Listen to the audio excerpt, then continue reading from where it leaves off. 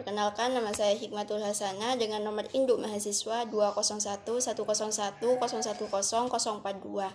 Di sini saya akan menjelaskan tentang pengertian media pembelajaran. Menurut bahasa Latin artinya pengantar. Segala sesuatu yang dapat digunakan untuk menyampaikan bahan serta materi tentang agama Islam kepada peserta didik agar terwujudnya kepribadian muslim yang sesuai dengan nilai yang tergantung dalam agama Islam. Menurut para ahli, media adalah segala alat fisik yang dapat menyajikan pesan serta merangsang siswa untuk belajar seperti buku, film, kaset, film bingkai. Menurut Ibrahim dan Syawidi, media sebagai segala sesuatu yang dapat digunakan untuk menyalurkan pesan atau isi pelajaran. Saya Ramadhani dengan NIM 5011011007. Sini saya akan menjelaskan tentang ciri-ciri media pembelajaran. Ciri-ciri media pembelajaran ada 3. Yang pertama, ciri fiksatif. Ciri fiksatif ialah menggambarkan kemampuan media merekam, menyimpan, melestarikan, dan mengkonstruksikan suatu peristiwa atau objek. Contohnya ialah seperti peristiwa ibadah haji. Ciri yang kedua ialah ciri manipulatif. Manipulatif ialah transformasi suatu kejadian atau objek. Apa itu transformasi? Transformasi ialah kejadian yang memakan waktu yang lama, bahkan berbulan-bulan, dapat kita sajikan kepada peserta didik dalam waktu yang singkat hingga 5 menit sampai 10 menit. Ketiga, ciri distributif. Distributif ialah media memungkinkan suatu objek kejadian ditransportasikan melalui ruang dan secara bersamaan kejadian disajikan kepada sejumlah besar peserta didik dengan stimulus pengalaman yang relatif sama mengenai kejadian itu. Distribusi media tidak hanya terbatas satu kelas atau beberapa, tetapi seluruh penjuru tempat yang diinginkan dapat kita gunakan. Perkenalkan, saya Rizky Arinda dengan NIM 2011-0101-012. Nah, di sini saya akan menjelaskan fungsi media pembelajaran PAI. Menurut Levy dan Nen, media pembelajaran itu memiliki 4 fungsi, yaitu yang pertama, fungsi atensi, yang mana media pembelajaran dapat menarik dan mengarahkan perhatian siswa untuk berkonsentrasi kepada isi materi. Nah, yang kedua yaitu fungsi afektif, yaitu fungsi yang memberikan kenikmatan siswa, sehingga siswa dapat menggugah emosi dan sikap siswa. Nah, yang ketiga yaitu fungsi kognitif, yaitu memperlancar pencapaian tujuan untuk memahami dan mengingat materi. Nah, yang keempat yaitu fungsi kompensatoris, yang mana memberikan konteks untuk memahami teks sehingga membantu peserta didik yang lemah dalam membaca. Sedangkan menurut Kemp dan Dayton, fungsi media pembelajaran yaitu yang pertama, aktivasi minat atau tindakan siswa, yang kedua, menyajikan informasi, dan yang ketiga, memberikan instruksi. Nah, kemudian, media pembelajaran juga memiliki manfaat-manfaat. Yang pertama, yaitu memperjelas penyajian pesan agar tidak terlalu bersifat verbalistik. Yang kedua, yaitu mengatasi keterbatasan ruang, waktu, dan daya indera.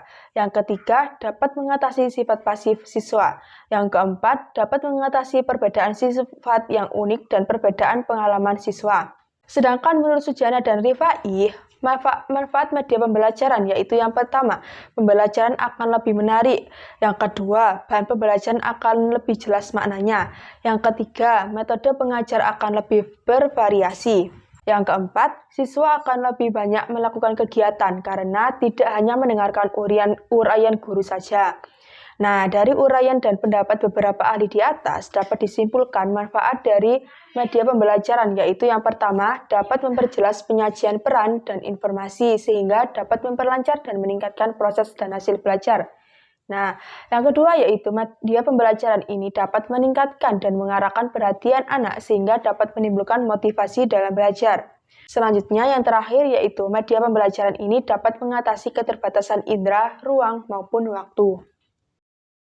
Perkenalkan, nama saya Rifda Iza Nubaila, NIM 20111011051. Saya di sini akan menjelaskan materi tentang jenis-jenis media pembelajaran PAI. Itu dibagi menjadi 3. Yang pertama, media visual adalah semua alat peraga yang digunakan dalam proses belajar yang bisa dinikmati lewat panca indera mata. Yang kedua yaitu media audio, adalah media untuk menyampaikan pesan yang akan disampaikan dalam bentuk lambang-lambang auditif, baik verbal atau ke dalam kata-kata atau bahasa lisan maupun nonverbal. Yang ketiga yaitu media audiovisual, adalah merupakan media yang dapat menampilkan unsur suara dan gambar yang bergerak, di mana berasal dari satu sumber. Media visual ini terbagi menjadi 6, yaitu yang pertama gambar, yang kedua poster, yang ketiga komik, yang keempat yaitu diagram, yang kelima grafik, dan yang keenam yang terakhir yaitu chart. Saya Muhammad Fatah Hidayat dengan NIM 20110101018 akan menjelaskan materi hal-hal yang perlu dipertimbangkan dalam memilih media pembelajaran PAI. Seperti yang ketahui bahwa media pembelajaran adalah alat atau benda yang berfungsi sebagai sarana penyampaian pesan materi pembelajaran. Sebagai komponen penting dalam pembelajaran, tentu media hendaknya harus bisa disesuaikan dengan pelaksanaan kegiatan pembelajaran. Pemilihan media pembelajaran yang tepat tentu dapat mendukung proses keberhasilan pembelajaran. Begitupun sebaliknya, pemilihan media pembelajaran yang tidak tepat justru akan menyulitkan guru dalam tercapainya keberhasilan proses pembelajaran. Dalam memilih media pembelajaran, ada beberapa hal yang tentunya perlu untuk diperhatikan, yakni yang pertama, kesesuaian media dengan materi pembelajaran. Menyesuaikan penggunaan media pembelajaran dengan materi pembelajaran tentu akan memudahkan guru dalam mendemonstrasikan materi pembelajaran, karena pada dasarnya penggunaan media pembelajaran tentu akan terkait dengan tercapainya tujuan pembelajaran. 2. Ketersediaan media pembelajaran.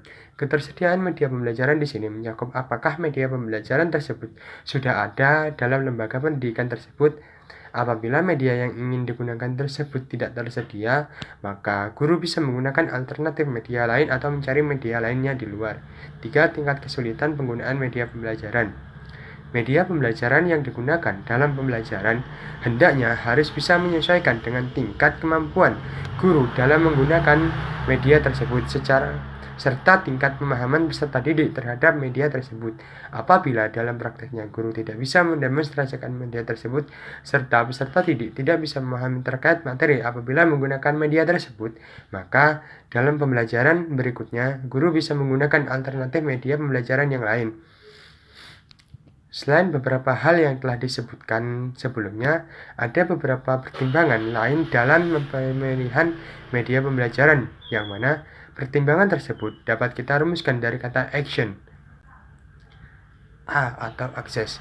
Media pembelajaran yang digunakan hendaknya dapat tersedia dengan mudah serta dapat dengan mudah digunakan oleh guru maupun siswa. C. Cost.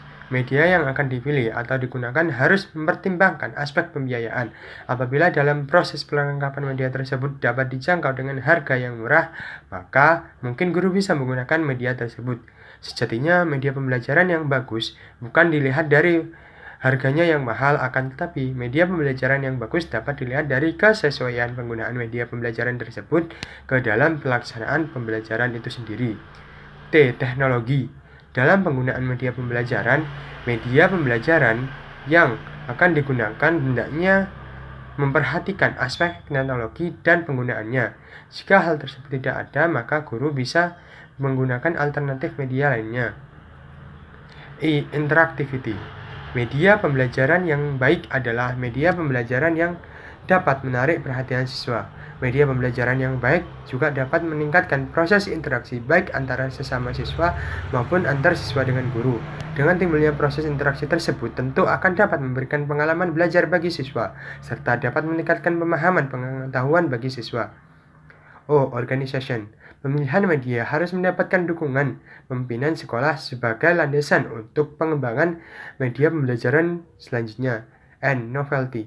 Media pembelajaran hendaknya digunakan oleh guru harus memperhatikan nilai kebaruan sehingga media pembelajaran tersebut memiliki daya tarik sendiri dan mampu membangkitkan motivasi belajar bagi peserta didik itu sendiri.